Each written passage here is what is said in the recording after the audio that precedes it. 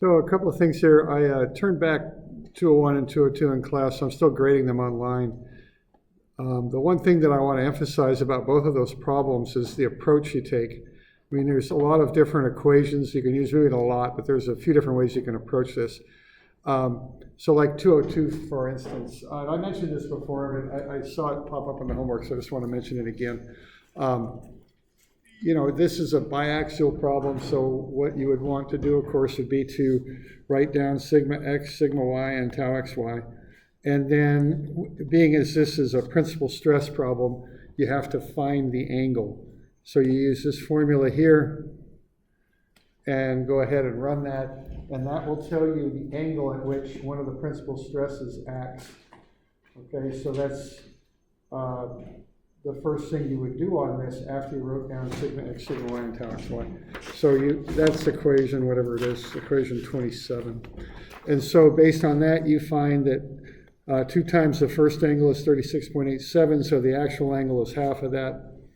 So theta 1 is 18.43, add 90 to it, you get 108.43 for theta 2. So those are the angles at which the principal normal stresses act. Now the thing I want to emphasize is there's a couple of equations that you can use here to find these principal stresses directly, but I don't use them. So there's equation 28 that you could use to find the principal normal stresses directly, and what that says is sigma 1 and 2 is equal to sigma x plus sigma y over 2, and then plus a long radical. And the reason I don't use this, even though it's a perfectly valid equation, of course, is that I can't really generate a good sketch when I use this equation. There's a plus or minus in there, and then it's sigma x minus sigma y over 2 quantity squared, and I'm definitely going to run out of room here. This little screen. So sigma 1, 2 is equal to sigma x plus sigma y over 2 plus or minus, which is kind of important because that'll get you the 2 answers for the 2 principal stresses, and then the square root of sigma x minus sigma y over 2 squared plus tau xy squared. There we go. Now that's equation 28, and that will immediately get you the largest and smallest normal stresses in the element, called the principal stresses. However, if I need to draw a sketch of what's happening, I generally don't use this one because I'll get 2 answers, but I won't know which stress acts at which angle directly. Okay, so I don't tend to use this. What I do is I find the angles. Okay, and once I have them, and they're 18.43 and 108.43, I plug them into the general normal stress equation, which is equation 25. Okay, so once I have those angles, I plug them into equation 25, and that then tells me that the first normal stress, the first principal stress, sigma 1 is at 18.43 degrees. When I plug that into equation 25, I get one answer, 65. Then I can do that a second time, or I can use that shortcut equation, and what I'll come up with that is that 15 megapascals acts at 108.43 degrees. Okay? So when I have that, it's quite easy to draw the sketches because I know that I have a 65 megapascals on the 18.4 degree plane and 15 megapascals 90 degrees off of that at the 108.4 degree plane. Okay, so that's why I do it that way. I tend not to use that equation 28 because it makes it harder to draw the sketches because I'm not told directly which stress acts at which angle. Okay? So that's my thinking on that. Now, in truth, you can kind of draw that sketch because it tends to line up with the original sketch. So what you got for your sigma x is 60. The sigma x1, the first principal stress is 65, is kind of similar to that, so that plane would be most in line with that. If I put that 18.4 degree plane in here, it would look something like that. And there is, it's kind of common sense. It's similar to the fact if you look around campus, you know, they did a whole lot of earthquake calculations and did all this stuff and came up with this structural retrofit. And what they do is they take a big 3-foot chunk of concrete and they pour it up and put it against the wall, right? You know, with lots and lots of rebar, okay? So you can look at it from the point of view of all the calculations and all the high-tech analysis, but the other thing you can do is, man, if that building's gonna shake, I'm gonna put a big dang chunk of concrete on it with lots and lots of big thick rebar on it, and it's probably gonna hold it up, right? So there's kind of the common sense aspect of it and then also the analytical side. So here we have kind of the common sense aspect of it, right? You know, if the 65 should be pretty much in line with the 60, right? That kind of makes sense. And then the other one is 15, and that should pretty much be in line with the 20. That's how those two ought to align. So there is a common sense aspect to it. However, to facilitate drawing the sketches and to make it simple and quick and easy, I just do it. I use the general normal stress equation 25, and put in the angles. That way I know exactly which stress acts at which angle. Makes drawing the sketches easier. Same thing with the shear, that seemed to come up with people a lot. They were using that equation 29 for the shear, which again is a perfect equation. There's no problem with it. But the problem is you get two shears, a plus and a minus, and you don't know which one acts at which angle. So if you need to draw a sketch, the most reliable way to do it is to find the shear angle, which is 45 degrees more than the principal normal stress angle. So it's 63.4. Plug that into the general shear equation, which is 26. Okay? Then you know that the shear at 63.4 degrees is negative. Okay? And if you know that, then you can draw the sketch, and on that 63.4 degree angle, you can put a shear in there that's negative that will rotate the element clockwise. Okay? So that's why I approach it that way to help me draw the sketches in properly. So any questions on that or comments?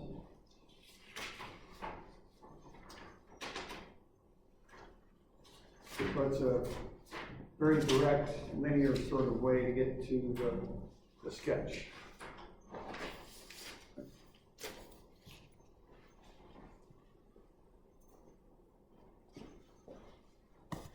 All right.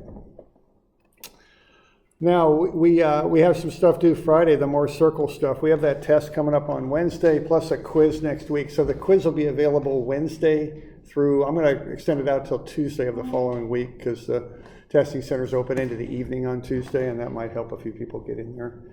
Okay, so you could either take the quiz Friday in class, or you could take it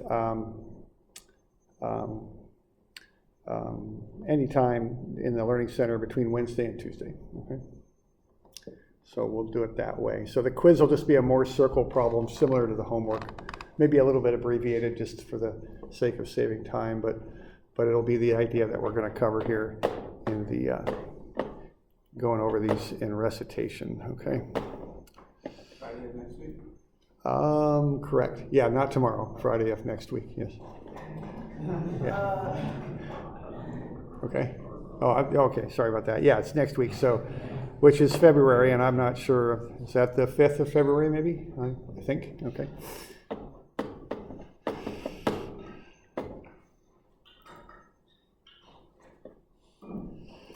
So, let's see. So let's look at how we could draw up these more circle problems. So there's two of them. There's 211, 212.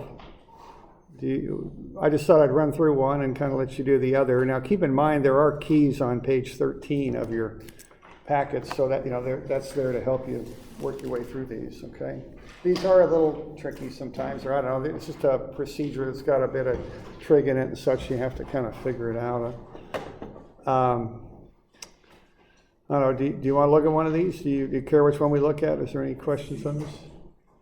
Go through one. You want to do this? Let's do this one, and we'll look in a more abbreviated way at the other. This is 211, I think.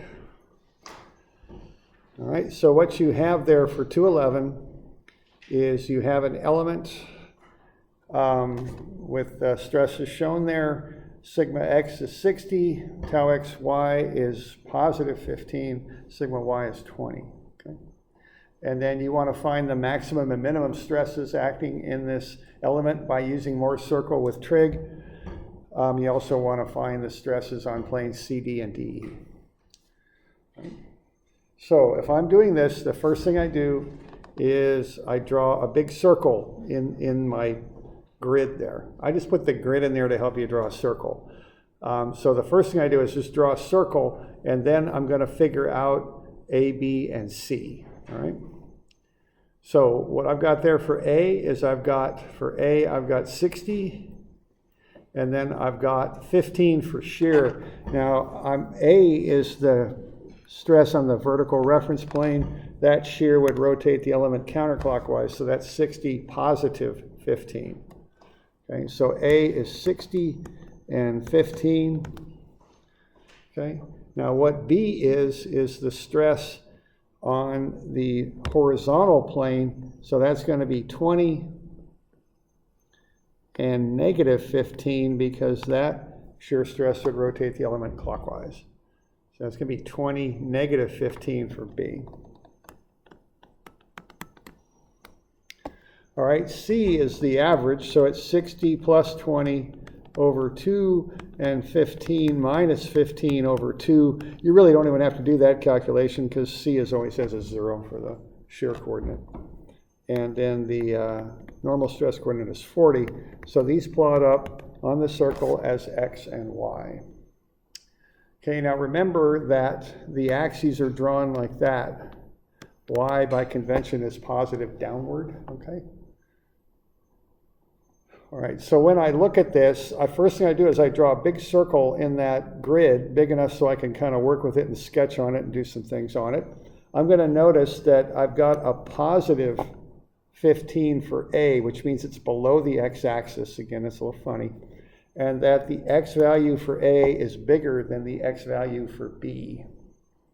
So what that means is A is going to be over here somewhere, okay? Because it's got a larger x value and it's got a positive shear, which is below the x-axis. B is over on the other side. A and B always make up a diameter, so that's got a lower x value and a negative tau, a negative y coordinate, which represents tau, so that's above the axis. And then the middle is 40, and then there's always a 0 on that, okay? So that's what I can tell after I draw that circle. So the first thing I do is I just draw a circle in the middle. Second thing I do is I figure out kind of relatively where A and B are on the circle and put the center point in. The last thing I do after I've done that is put in the axes, okay? And the reason I do it this way is if I put the axis in first, depending on where that circle lies, I might end up with a real small circle on one side of the page or the other, and that's just hard to write on. So this is simply a practical consideration of drawing something that I can work with, okay? Big circle first, then put the others, then figure out where A and B and C are, and then put the axes in last. That's how I do it. That way I get a circle that's big enough I can do something with it, okay? So we good with that? Okay. Now, when you do this analytically using trig and all that, you're working with right angle trig. So what I do, I start at A, and I make a right triangle between A and C, as I'm showing you there.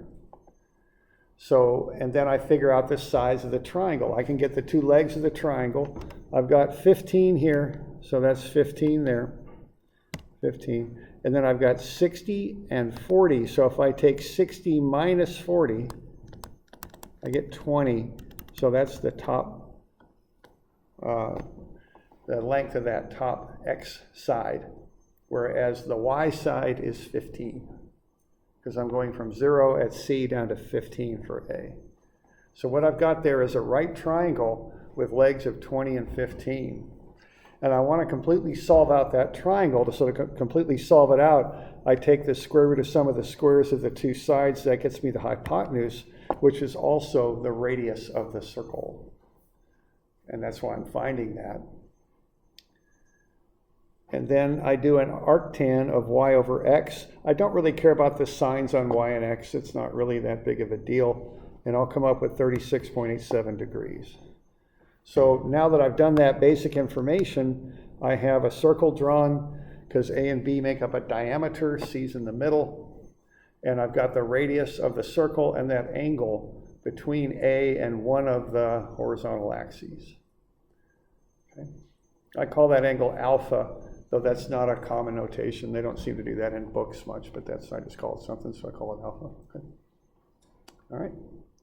So once I've got that, I can do a lot with that, because what I want to do next is I want to find the cardinal points on the circle. If, call it, I don't know, there's different words for that, 12 o'clock, 3 o'clock, 6 o'clock, and 9 o'clock. Okay. Because those are the maximum possible x values and minimum x value, and the maximum possible y values, which represent the normal stress and the shears. Okay, so I'm going to take my center point and add and subtract the radius, and that will get me sigma 1, which is 65, that's over here. And then if I subtract the radius from the center point, I'll get sigma 2. That's the maximum and minimum normal stresses in that element. They're both positive, so it's all tension in that element. Tau max will just be plus or minus the radius, because the y value of C is just 0. So up above that I go the radius, down below it I go the radius. So plus or minus the radius is tau max. The average normal stress is just the value at the center, it's 40. Okay. So what this circle does is it plots up every possible stress combination at every possible angle in that element.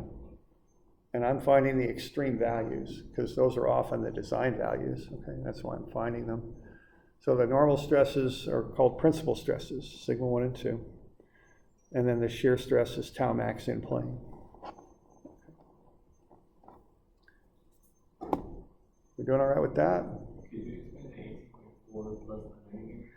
Yeah, the next thing is the angles, right? Okay, so now I'm also finding the angles at which these stresses act. Okay, so to do that, what I'm doing is I'm using my original right triangle. When I did the arctan, I found that to be 36.87 degrees.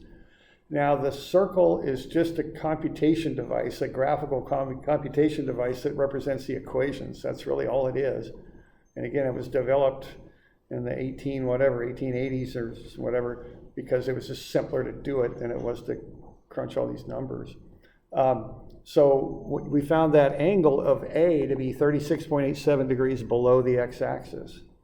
Now that's based on the equations, which use 2 theta as the angle. So the true angle is half of that, it's theta. That's the angle in reality on the element. So if I take half of 36.87, I get 18.4. That's the angle at which you can go counterclockwise from the plane that A represents to get to sigma 1. So what that means is if you start off with the vertical reference plane, which we represent by A, and you go down at 18.4 degrees, counterclockwise I should say, because we're going counterclockwise on the circle, counterclockwise from there, and draw an element on that 18.4 degree plane, what we've got is a normal stress of 65. Okay. So that's what's going on there, okay?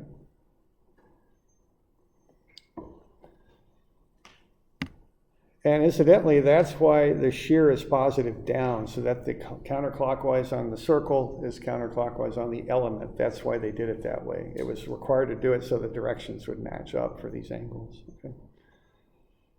All right.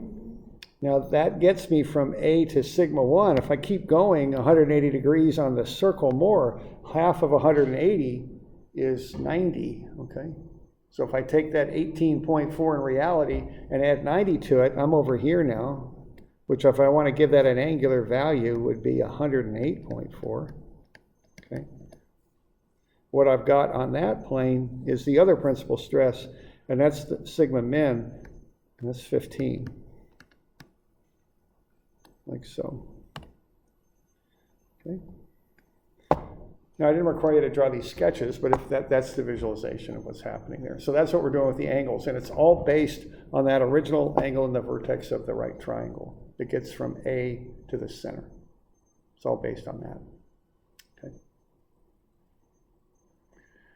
Now, to do the shear, the tau max in plane, what you do is you take the original angle and don't add 180, you're going 90 more on the circle, which would be 45 more in reality. And that gets you up to the tau max plane there. So if I take the 18.4 and I add 45 to it, I get 63.4. That's where the maximum shear is. So that's going to be up, kind of up in there for that particular plane. And again, you see why I like to do this, because if I have an angle, 63.4, and I know the sign on the shear at that angle, I can draw a nice sketch there. So what I've got there is what for that shear? That is a negative 25, because what's happening here, if I go my 36.87 and go 90 more, I'm up here, that's a negative shear up there, because that's the negative part of the grid you're drawing the circle on. So that negative shear will do that. Okay. And then the other one meets in the corner, and the other two shears meet in the opposite corners, and they come out at 25 megapascals, okay? And then the average normal stress on those is 40, like that. Okay. So that's what's going on at 45 degrees more than 18.4, so 63.4 degrees. Like sigma average, you just add both averages and divide. The sigma average is just the, it's 60 plus 20 over 2. It's the x value of the center of the circle, too, because that's in the middle. Okay. And that acts on both the shear tau max planes.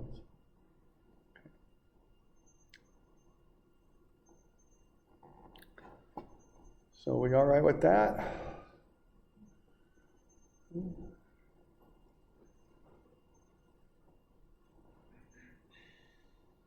right. Good. Now, the other thing we want to do is we want to find the angle on that angled element, or excuse me, the stress on that angled element that's at 35 degrees. So CD is at 35 degrees, and I've got at a right angle, I've got DE extending off of that.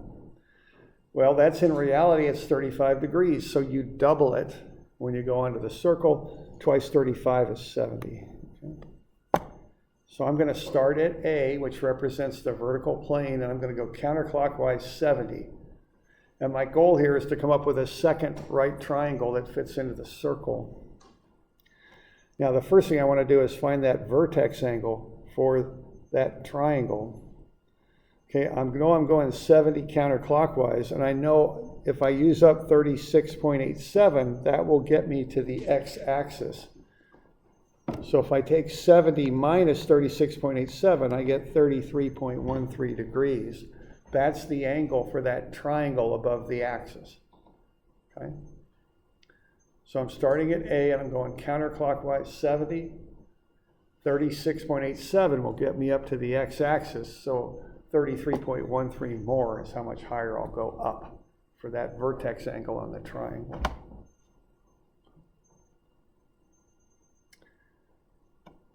So what I end up with there is a right triangle. I know the vertex angle is 33.13, and I know the hypotenuse of the triangle is the radius of the circle, and that's 25. So I just do the trig on the angle and the 25 megapascal radius there, or hypotenuse, I should say. Cosine 33.13 times 25 will get me the adjacent side, which is the x side. Sine 33.13 times the hypotenuse will get me the opposite side, okay, which is the y side.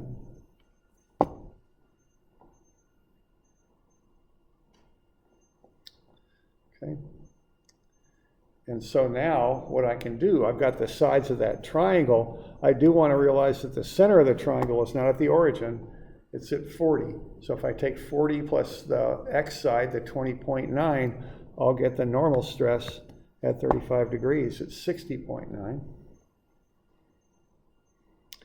And then the shear is just the 13.7. It's going up above the x-axis, so by that odd convention, it's actually a negative shear. Okay.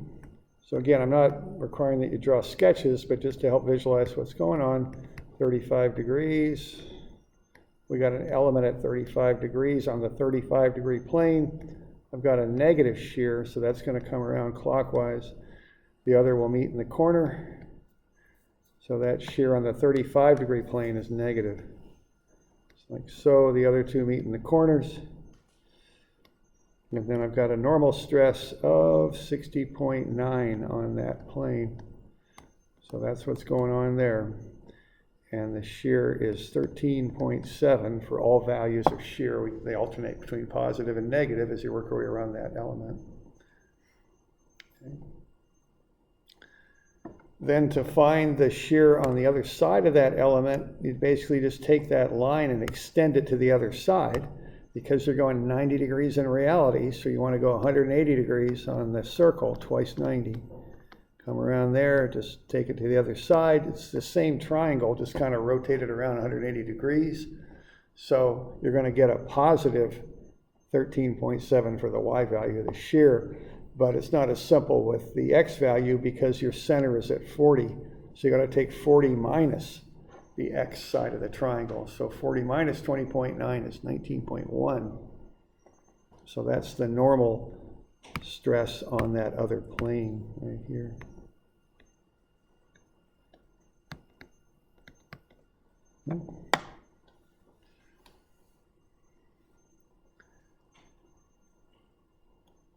So that's the deal with that.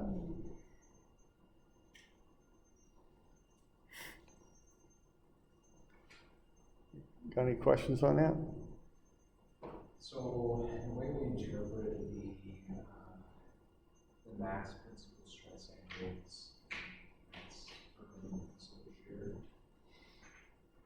is that up to ourselves to kind of make that axis, or is there specifics from the start to then grab that angle?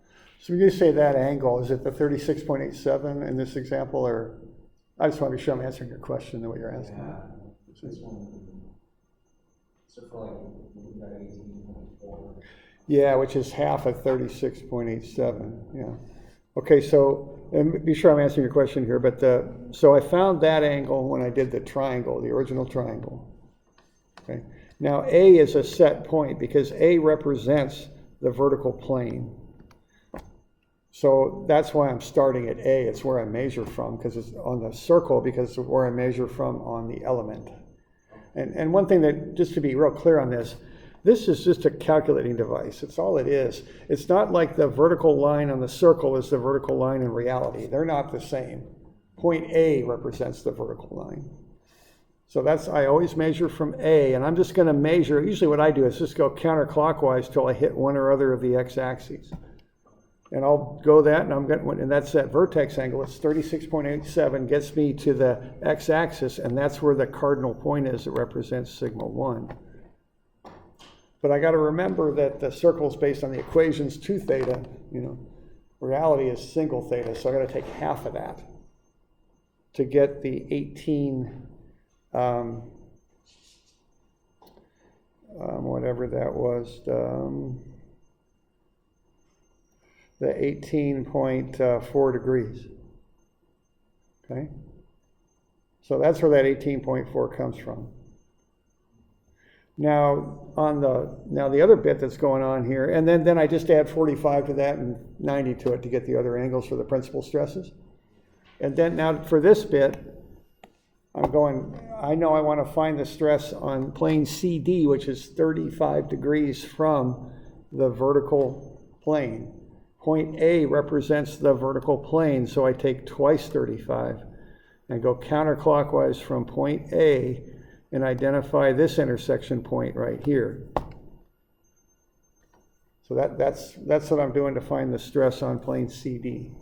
I'm starting at A because that represents the vertical plane. I'm rotating counterclockwise twice 35. So Is that, Yeah, I see it quite well here with this one, but, Yeah. 212, I was having a really difficult time seeing. yeah, and I'm kind of going, yeah, because this come up before, okay? And this is the one thing that's, there's not a set way to do those rotations. You have to look at the circle and react to whatever you have on the circle. So 212, A is up here, and this sketch is a bit muddled, but let's kind of identify this stuff.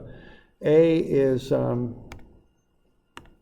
right up here on 212. A's there, B's down here. So A's essentially in, I guess I call it quadrant 1, even though shear's positive down, but you know what I'm saying there. A's up there, B's on the other side. So what's going on 212 is you calculate the vertex angle for the triangle, and what you get is you get 73.8 degrees. So that's right there. So you have a triangle that looks like that, and you got 73.8. And that's what happens when you run that. Are you getting that number okay? Yeah. Okay. Now, see, that's up here. Now, if you want to start working off of this, if you want to find where what I'm calling sigma 1 is, you got to take 180 minus 73.8, and that gets you 106.7. That's this angle right here. That's how you start at A and swing towards sigma 1. Counterclockwise. So you take half of 106.7 and you get whatever the heck it is. It is, and I don't know this, I don't have this one as well organized as I did the other. So what I'm doing there is I'm going to take half of 106.7, and that's going to get me 53.35. That's the actual angle to get from A to the sigma 1 plane. Good with that? Okay. Now with the bit in there where we've got a 34 degree angle to get to that plane, that's the other thing I want to do. I'm kind of skipping ahead a bit. Are we good with that? So it's 34, right? Or is it? Like I said, I don't have this one laid out quite so nice. 34 degrees? I think. Oh, is it 36? Yeah. Angle theta. Yeah. Negative 36. Well, I mean what I mean is the angle to get from the vertical plane to plane CD is what I'm referring to. I thought it was 34, but maybe I'm wrong. Let's have a look.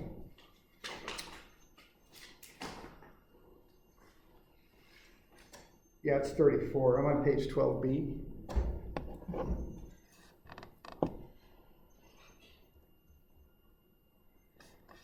So what's happening there, and this is to find the stress on plane CD. I'm starting out at 73.8. I calculated that when I did that first right triangle based on point A. Then I'm going to rotate twice 34, which is 68. So I got 73.8 here. Then I'm going to rotate 68. Now see, what I want to do is work with this triangle right here, this one. That's on the left. So I'm going to take the total angle of 180, I'm going to subtract off 73.8, then I'm going to subtract off 68, and what I'm going to end up with then is 38.2. That's the vertex angle of that triangle in there that I'm going to work with. This triangle here.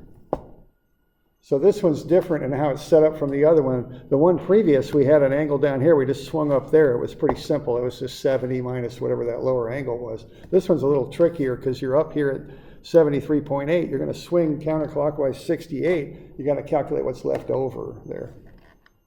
And for that lower left-hand triangle, is that, we good with that? Is this getting to your question or? Yeah. Okay. I think I was stumbling on is the way to start from A and then work our way to the left there. Yeah, that's kind of the convention. That's no, I just think that way because we think of counterclockwise as being positive. So what's going on there, the reason we're starting at A is there's A on the element, and then we're going that way, which is counterclockwise 34. So we start at point A, and we go counterclockwise twice 34, which is 68. And as it turns out on this one, you're going to take 180 minus the 73.8 minus the 68. What you want to do is identify a triangle you can work with, then just do the geometry to figure out what that vertex angle is, however that occurs, however you have to do that. And I think we can also put some ones that it's initially offset, the circle is not perfectly square. Okay. I would envision it when I'm going, Yeah, sure. Yeah, there's a lot of stuff on this. There's a lot of aspects of doing this. Okay. Okay. We good with that? We got any other questions on it?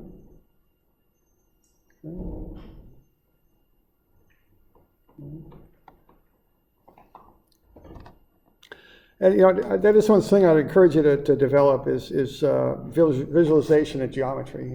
My career working, I used to work in the summers, and before I came here, I worked for a good while.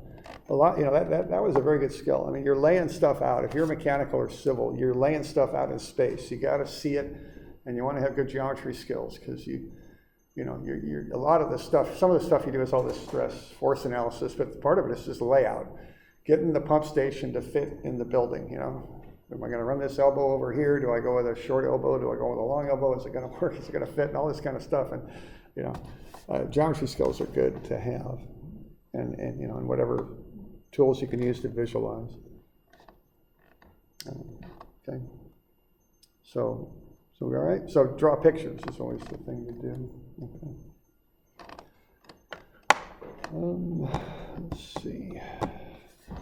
All right. So any other questions on that stuff? Good. Okay. You do have those keys on page 13 you can kind of follow along on when you need them. All right. So the homework's due next Friday? No, the homework's due tomorrow. Or not tomorrow. Yeah, tomorrow. Yeah, because I want to get it back to you by Monday, so you'll have it. Okay. Let me just look at that test review real quick, because I handed that out. If we're good on Morse, we're good. Good to go. Okay. Just a quick run through that, just so we got a couple minutes, so why don't we just use it doing that. Is this it? Maybe not. Find out. Okay. All right, now for those of you online, this is available in Moodle under the test review downloads. So we have the list of things that could be on this exam. So we got simple stress and simple strain. So that covers both axial and shear.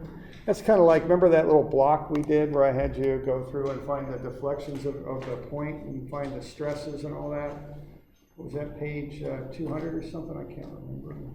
I think it might have been page 200. I'm not sure. Yeah, page 200. That's what I mean by simple stress and strain. Just those basic definitions and how you calculate them. So both for axial and shear. Okay, finding internal forces and stresses when multiple. So what is that? That's page 200.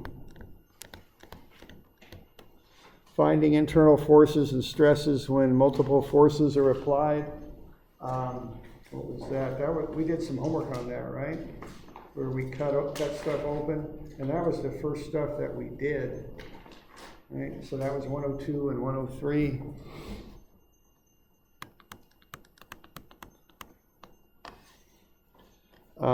Whoops, I didn't put that in the right spot, did I? 102 and 103. There we go. Okay, then we did 111 with the stress strain diagram. Remember doing that? I had you plot it up in Excel or MATLAB, Scilab.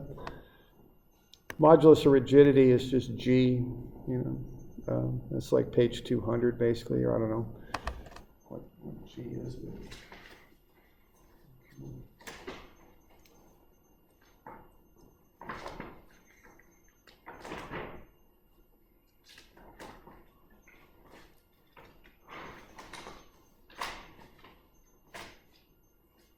I think it's like 180. That'll show you what G is. Poisson's ratio, I think that was problem 122. Axial deformation and with multiple forces. Is that something? That was another homework problem where we did that, right? 152 is the example when we went through that. Statically indeterminate problems, 161 and 162. I feel like I'm going to end up writing down all the homework we've done here. I've been playing this through, but that's probably what this is going to happen here. Okay, then we did the temperature ones. Okay. And the temperature is 172 and 3. Okay, now the axial loading, that's with like a bar that you're stretching, with a stress strain test. The important thing to remember on that is that even though you're just pulling on a bar or something, you're also inducing shear stress, okay? So even though you're just pulling on the bar like that, you're getting normal stress right there, but you're also getting shear stress, where you get sigma max and tau max and that kind of stuff. So, don't forget that. Even though you're just pulling on the bar, you get shears in there. Okay. And then we got all the biaxial loading stuff that we've been getting into now. Okay. The one thing I would mention on this is, we get into biaxial, and it's something, we just had a 10-minute discussion about it, the finer points of it. It does seem to kind of take up a lot of the air in the room, so to speak, a lot of energy to get through this stuff. And sometimes people focus a lot on that. Remember to cover that stuff too, okay? Because that's half the test back that we did earlier. So just remember to go back over that and do that. Don't forget about that just because we've been concentrating so much on biaxial here for a while, okay? All right. And then I've got, some review problems. These are just old problems from old tests, so don't make too much of them. Just be sure you can do them, and this will give you some idea what the test would look like. There's a stress strain problem there to find E. Multiple loading and delta problem there. Temperature problem there. There's that basic shear properties there. That's statically indeterminate. And then I got some of the biaxial stuff, a Morse circle, and then another one just finding the stresses at given angles and drawing a sketch kind of thing. So that's just some review problems. Okay. All right, I'm good to go on that.